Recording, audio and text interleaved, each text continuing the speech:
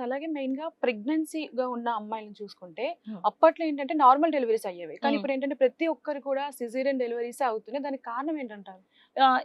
అప్పట్లో 80 లేదా 90% normal deliveries ఉండేవి. ఎప్పుడో ఒక 30, 40, 50 ఇయర్స్ బ్యాక్. హ్మ్. ఇప్పుడు చూస్తే ఆల్‌మోస్ట్ 50, 50 అయిపోయింది ratio. Half yes. Of them normal. ముందు నార్మల్ అయిన వాళ్ళకి నార్మల్ అవుతుంది. ముందు సిజేరియన్ అవ్వని వాళ్ళకి సిజేరియన్ అవుతుంది. హ్మ్. అప్పట్లో ఫ్యామిలీ పెద్దగా ఉండేదండి. 6 కిడ్స్, 7 కిడ్స్, 8 కిడ్స్. యెస్. మీరు విన్నారో లేదో మన పేరెంట్స్‌కి లేదా మన పేరెంట్స్ వాళ్ళ పేరెంట్స్‌కి 5గురు, 6గురు పిల్లలుంటే మీరు అడిగినప్పుడు అరే! నా నా పైన ఒక బ్రదర్ ఉండేవాడు. చిన్నప్పుడే చనిపోయాడని మా మమ్మీ చెప్పింది. హ్మ్. ఇట్లాంటివుంటాయి. అంటే ఇవేంటంటే 7, 8 కిడ్స్ ఉన్నప్పుడు ఓల్డెన్ డేస్‌లో హ్మ్. ఎక్కడో ఒక కిడ్ ఏదో సరిగ్గా కొంచెం. పుట్టకపోవడమో, హ్మ్. లేదా నొప్పుల్లో ఏదో హార్ట్ బీట్ ఆగిపోవడం ఇట్లాంటిదేదో ఉంటుంది. ఓకే. బట్ ఇప్పుడు చూస్తే ఒక కిడ్, హుహు. ఇద్దరు కిడ్స్ లేదా అసలు కిడ్స్ లేరు. ఇప్పుడు ప్రెషియస్ ప్రెగ్నెన్సీస్ అంత ఎక్కువైపోయిందండి. ఎందుకంటే అప్పుడు 18 ఏళ్ళకి, 19 ఏళ్ళకి పెళ్లి చేసేవారు. వెంటనే ప్రెగ్నెన్సీ వచ్చేసేది.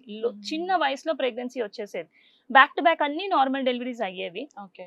చివరికి ఫ్యామిలీ ప్లానింగ్ అయిపోయేది. ఇప్పుడు హుహు. పెళ్లి చేసుకోవడమే 30 ఏళ్ళకి చేసుకుంటున్నారు. యెస్. ప్రెగ్నెన్సీ రావడానికి 2, 3 ఏళ్ళు ప్రయత్నిస్తున్నారు. హ్మ్. అంతా అయిపోయి ఐవీఎఫ్ లేదా 100 మెడికేషన్స్ లేదా ఆ టైంకి మనకి బీపీ, షుగర్ ఏవేవో వచ్చేసాక అప్పుడు ప్రెగ్నెన్సీ వస్తుంది. హ్మ్. సో, ఆ ప్రెగ్నెన్సీ చాలా ప్రెషియస్ ప్రెగ్నెన్సీ అవుతుంది.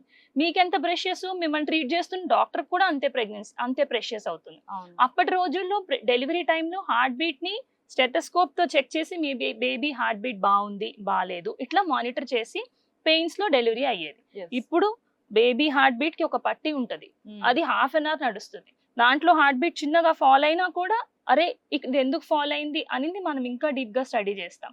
అండ్ మెడికేషన్స్ ఇండ్యూస్ చేస్తాం. ఈ అన్నిటితోటి more stress both for the treating doctor and for the patient. హుహుహు. అండ్ మా బేబీకి ఏమీ కాకూడదు. కంప్లీట్‌లీ హెల్తీగా పుట్టాలి. ఏమీ హ్మ్. రిస్క్ ఉండకూడదు. This is a very precious pregnancy. So, end of the day normal trial అనేది తగ్గిపోతుంది. Okay. More and more caesarean అనేది పెరిగిపోతుంది. హుహుహు. ఎస్పెషల్లీ ఫస్ట్ టైమ్ సిజేరియన్ అయిందంటే, సెకండ్ టైమ్ సిజేరియన్ అవ్వడానికి ఛాన్సెస్ చాలా ఎక్కువ. ఓకే. ఎందుకంటే ఓకే. ఫస్ట్ టైమ్ సిజేరియన్ అయితే నెక్స్ట్ టైమ్ మళ్ళీ నార్మల్ ట్రై చేయడానికి ఎవరు రెడీగా ఉండట్లేదు. హుహుహుహుహు. అండ్ ప్రెగ్నెన్సీలో అంతకుముందు బీపీ, షుగర్ ఎవరికో మనం 100 మందిలో ఒకళ్ళకో ఇద్దరికో వింటున్నాం.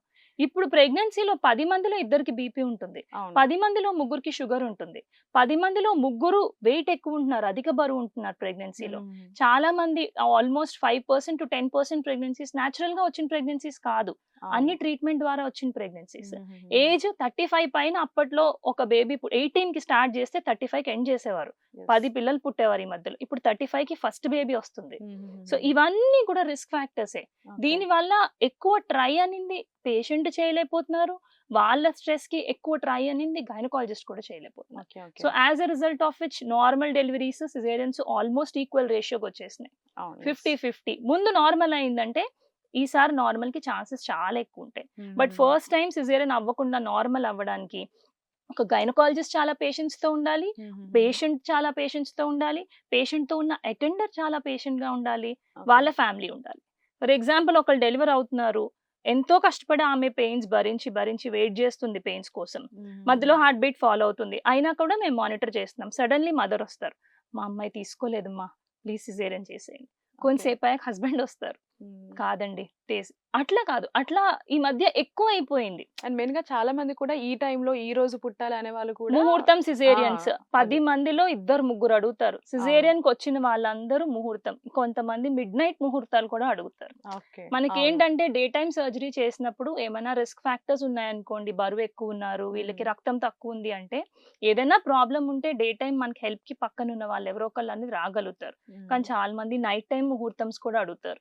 అప్పుడు నైట్ టైమ్ మీకు ఎమర్జెన్సీలో బ్లడ్ కావాలన్నా కష్టమే, ఏది దొరకాలన్నా. So, yes. అంటే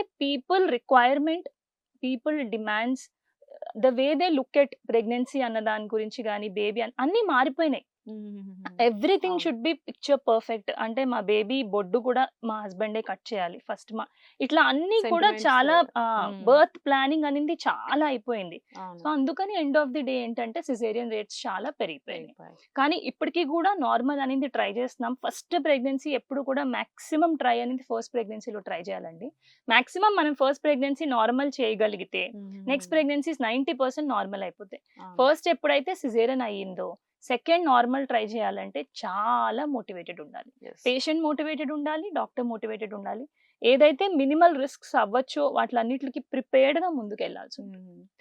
ఇప్పుడు అలాగే డయాబెటీస్ ఉన్న టైంలో ఎవరైనా ప్రెగ్నెన్సీ అయితే ఎలాంటి జాగ్రత్తలు తీసుకోవాలంటారు? డయాబెటీస్ ఉన్న వాళ్ళకి మనం ఏం చెప్తామంటే, ప్లీజ్ మీరు ప్రెగ్నెంట్ అవ్వడానికి ముందే మీ షుగర్స్ కంట్రోల్లోకి రావాలి అని చెప్తాం. HbA1c అని ఒక టెస్ట్ ఉంటుంది. ఆ టెస్ట్ 6 కన్నా తక్కువ ఉన్నప్పుడు ప్రెగ్నెన్సీ ప్లాన్ చేసుకోవాలి డయాబెటీస్ ఉన్న వాళ్ళు. ఇది ఒకటే కాదు, HbA1c కాదు, ఈ డయాబెటీస్ ఉన్న వాళ్ళలో బరువు కూడా ఎక్కువ ఉంటారు చాలా మంది. సో బరువు కూడా మనం ఒక 6 మంత్స్ 9 మంత్స్ ప్రెగ్నెన్సీ ప్లానింగ్ కి మీరు బ్రేక్ తీసుకుని షుగర్ కంట్రోల్, బరువు కంట్రోల్ అయినాక ప్లాన్ చేసుకోమంట.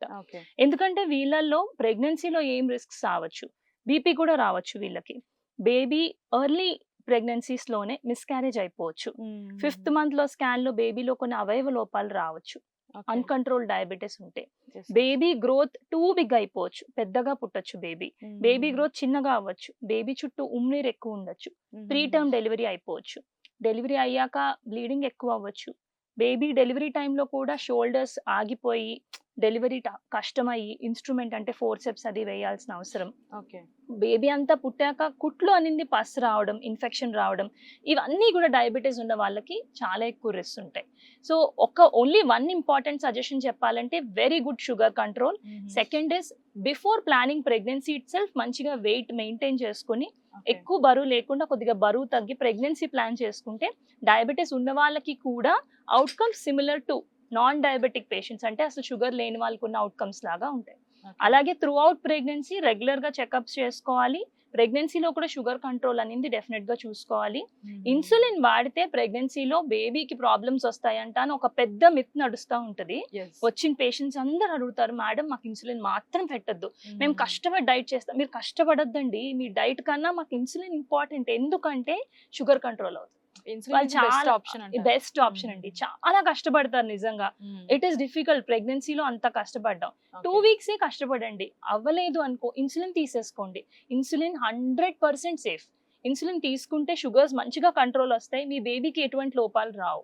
అదే మీరు వద్దు అని డైట్ మీదే కష్టపడుతూ ఉన్నారు, ఎంతకీ కంట్రోల్ రాకపోతే అన్కంట్రోల్ షుగర్స్ వల్ల బేబీకి లోపాలు రావచ్చు, ఉమ్మునీరు పెరిగిపోవచ్చు, ప్రీటర్మ్ గా పెయిన్స్ వచ్చేయచ్చు. ఇవన్నీ రిస్క్ అవాయిడ్ చేయాలంటే ఇన్సులిన్ తీసుకోవచ్చు. ఇన్సులిన్, మెట్ఫార్మిన్ అనే మెడికేషన్, ఇవన్నీ కూడా through out pregnancy safe medications. And అలాగే ప్రెగ్నెన్సీగా ఉన్న టైంలో ఇలాంటి పనులు చేయాలి, ఇలాంటి పనులు చేయొద్దు అనేమన్నా ఉంటుందా?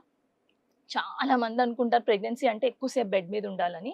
యాక్చువల్లీ అది కరెక్ట్ కాదు. ప్రెగ్నెన్సీలో మన బ్లడ్ ఏదైతే ఉందో అది థిక్ గా అయిపోతుంది. అంటే పల్చగా ఉన్న బ్లడ్ బాగా నూనెలాగా థిక్ గా మారిపోవడం వల్ల బ్లడ్ క్లాట్స్ ఫామ్ అయిపోయి ఆ క్లాట్స్ డిఫరెంట్ పార్ట్స్ ఆఫ్ బాడీకి వెళ్ళే రిస్క్ ఉంటుంది. సో ప్రెగ్నెన్సీలో ఎవరైతే ముందు నుంచి జాబ్ చేస్తున్నారో ప్లీజ్ జాబ్ కంటిన్యూ చేసుకోవచ్చు.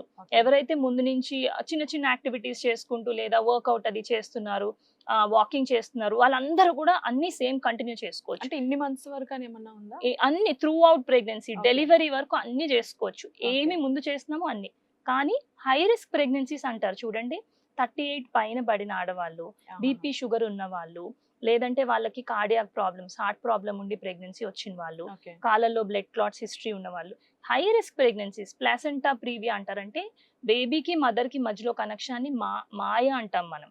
ఈ మాయ అనేది గర్భసంచిలో పైన ఉండాలి, పైన కాకుండా గర్భసంచిలో కింద ఉందనుకోండి, వాళ్ళకి ప్రెగ్నెన్సీలో బ్లీడింగ్ అయ్యే రిస్క్ ఉంటుంది. ఇలాంటి వాళ్ళు మాత్రం కొన్ని యాక్టివిటీస్ రెస్ట్రిక్ట్ చేసుకోవాలి. వాళ్ళకు కూడా మనం బెడ్ రిడన్ ఉండమని చెప్పాం, కానీ విగరస్ యాక్టివిటీస్ ఏమి చేయొద్దంట.